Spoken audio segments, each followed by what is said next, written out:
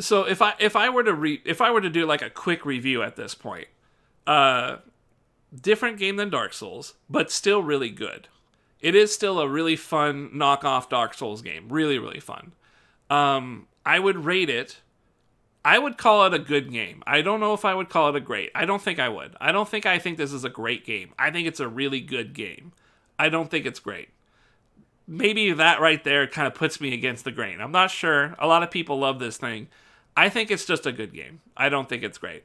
Uh, it's got a very strong choice of engagement. Like how you play it is really, really quite buff. You get choices. You get to do a lot of things. You've got plenty of builds and things like that. And magic and summoning and stance breaking and all that shit. I think it's all very positive stuff. I think ultimately for Elden Ring being its own game, these are ultimately good things.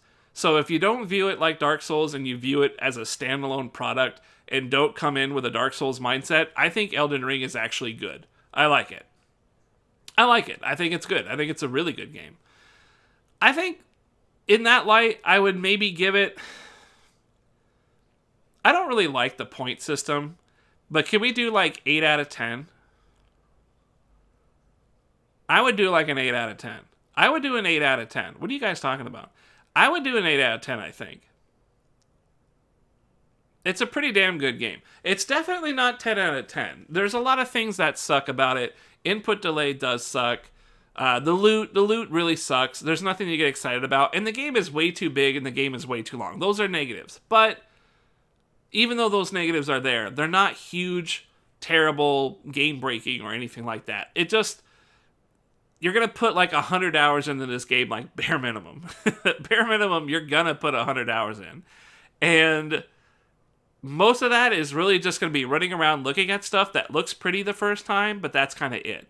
So maybe there's not like as good of a replay value here because you're going to know that most places are just wasteful. But still, I think an 8 out of 10 is a reasonable number. I think it's pretty reasonable. That seems fair. I don't really like using a number system like that. I generally stay away, but like in terms of how good is the game, like how much do I like it, an 8 out of 10 seems fine.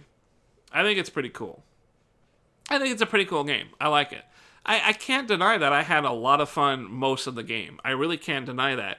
And I wouldn't want to. I think it's really fun that we have a different type of Dark Souls that isn't Dark Souls, but is a knockoff. You know, it's a Sekiro, it's a Bloodborne, whatever you want to call those offshoot games. This is great. It's a really great take on a different form of Souls.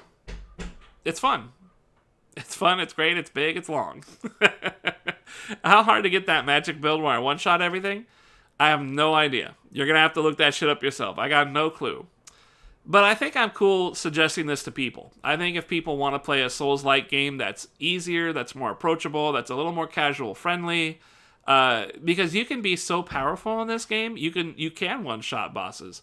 At the same time, like, if you just wanted to play the game, I think you could still be really strong. Just have a summon, level up a summon that's of your choice, and try to make a build that is appropriate. Try and make a build that's appropriate. If you can do that, you're going to be really strong, and you're going to be able to beat a lot of bosses without too much trouble. The only main issue probably will be Margit at the start for new players. Margit will still be a really tough guy, Martin.